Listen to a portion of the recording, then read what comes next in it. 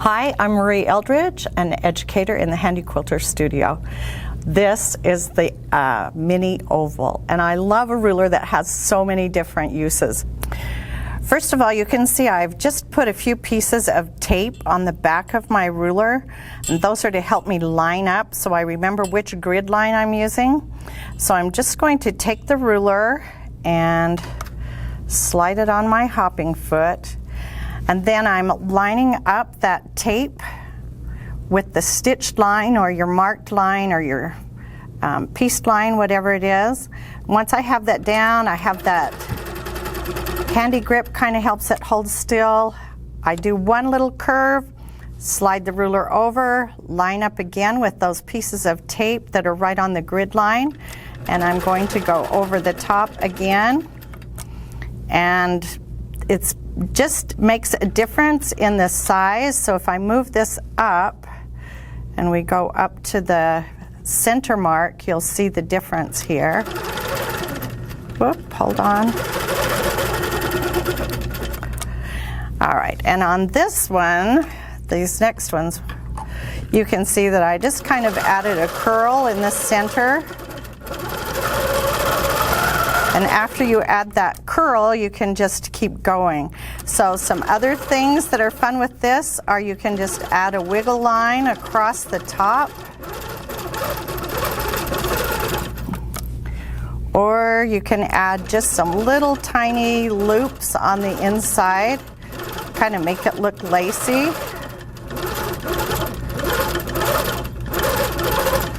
Kind of looks like a little bit of lace going across the top of your quilt. So those are a couple of suggestions. I've also used it with a different color of thread here. You can see that it just adds a texture to the fabric, and the difference in the colors of thread, how that changes what it looks like. So if you move over here, this is halfway between. So when I put my tape on here, I can put it so that I can use it on this side. So it's on this side of the tape or on this side of the tape, and it keeps that mark for me. But usually you'd probably only use one side. But anyway, you can put that on and that'll help you keep it. So I'm just going to show you how to do, if you're doing a whole bunch of them together. I always start at the bottom. And I get my needle set, the needle down, and then I got everything so I'm not moving everything all around. All right, so on this one, I'm doing like a 1/4 inch up from the middle. So I have my hopping foot set, my needle set, and I have the center line is lined up with the center here, the middle of the last row that I quilted. So I'm just going to go over the top, and when I get there, I can move my ruler all the way over. But if I'm going to add any kind of a design down the center, this is where I would do it. So right there, and then I'm going to line up again. I'm putting that piece of tape, which is the grid line that I'm following, at the top of the ones that I've already sewn, so little clamshells I've already sewn. And then we'll just come up and over, and then I can do the center again. And I think I'm using a different grid line, so we'll have one tall guy in the center, and then again you can do it in the center. Move it over, line up the tape on the top of the last ones that you stitched, and then that makes so you can fill your whole box. So I really like the difference in how you stitch this row, and then this row is not stitched. But it's cute with both rows, and I'll show you just another one that was done on a quilt, and you can see the difference if you do every single one. So it's kind of cute pattern. All right, the next one I want to show you,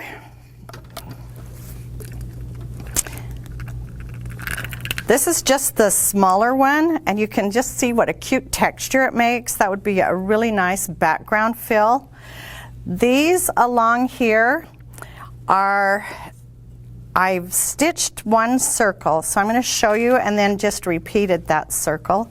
So I kind of have a center line marked so that I can keep my ruler straight and bring my, this is a great design for a sashing.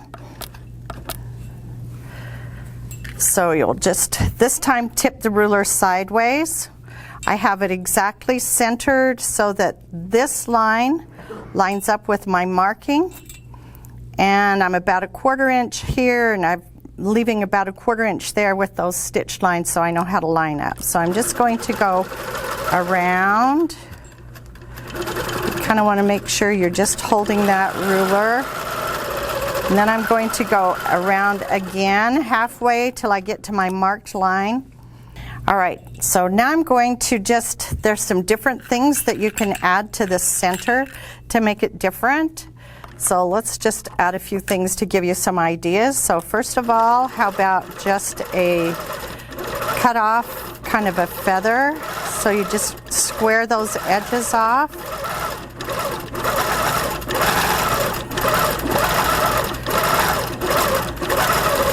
And then you can just sneak through the center. This one we'll do like a fern.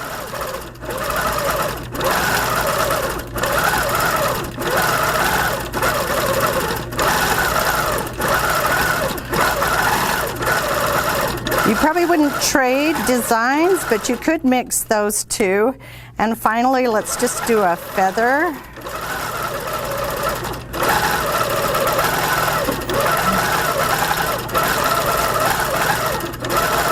And sneak up to that one.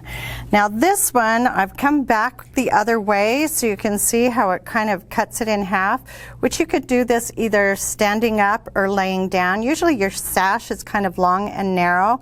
So the way you line up with this is just to put it,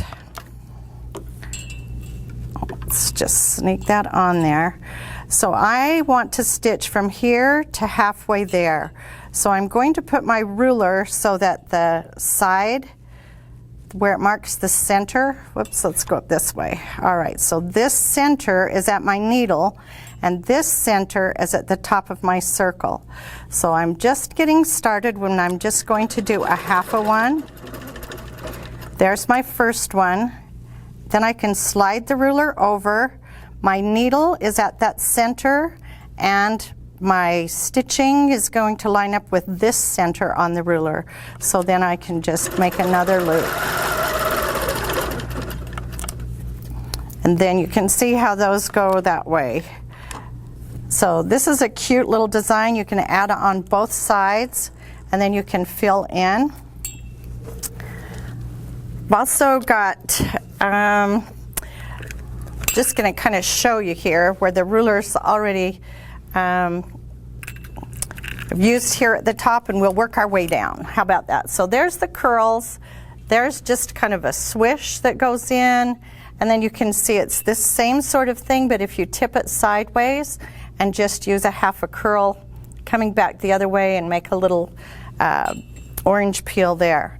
Now check this out. Look, here's the first one, and then you just tip it just a little bit and you get a great big, or a cute little tulip there. This one, what I did first here was I just took my Swiss cheese and I drew the circle, and then I just added my petals using my ruler. I just went around and did each one of those. And then that gives you some space here so you can go back in and make a perfect circle, but then you can add your loops and kind of connect that. So some fun things that you can do with this is you switch it around. You can get like a spirograph kind of a look, or you can get a big fluffy feather or flower. So I hope you're starting to see like some oval shapes and think of some things that you can do with it. The oval is such a great shape, like bugs and flower petals and sunshines, and I'll just move that up there.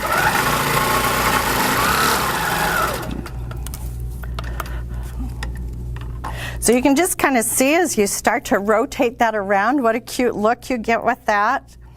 All right, I'm just gonna sneak down here to this one so I can kind of explain what happened here. So I kind of have a braid or a block going along this way, and I just stitched over the top of it, and when I got here, you just stop, move your ruler over, do under. So anytime I come to the underside, then I'm gonna stop so it looks like I'm weaving, and then I just drag the thread across and do the top one. So I'm just gonna start this here and then we'll kind of show you how it goes.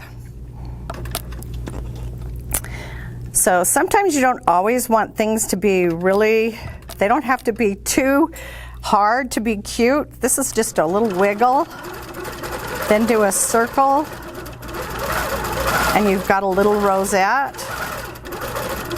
And just kind of wiggle across that. Sometimes you can just do leaves. You don't always have to do a little flower. And I'm just going to keep going along there. And then maybe just a leaf here. A leaf there, wiggle along. This is the part where I would just do a little tie off and lift my needle, and then I'm just going to drag that thread a little ways. So if I'm doing the ruler, I would have come from here. So I would have done this underneath part. I would just tie off a little bit right there, and then I'm going to spin the ruler. I'm just going to lift my needle and drag that thread across there, do another little tie off, and then I'm going to make sure that my top of my ruler is lined up with the grid that I want, which on this I'm using this center grid. And then I would just go over the top. When I get to this center, I'm going to stop stitching, move the ruler over, line up at the center, and then I would go down under again. Okay, so that's all there is to that one, and it turns out really cute. I can show it to you. You can see a little bit better. Let's see if we... Okay, so here it is in green, and you can see going down and under. So just with the leaves, or you can add just a wiggle, and you can do it with a little rosette. So that's a fun way to do it. So we also have one last one I want to show you, is this last one down here, where I just put the ruler on and used it as a guide. And then you can see you just go out to the edge of it. When you hit the ruler, you come back in. So it makes, if you did it square, it looks kind of sunshiny, or you do it rounded, it looks more like a flower, or you can mix them together. This is a great ruler. I hope you enjoy it, and I bet you'll come up with a lot more ideas.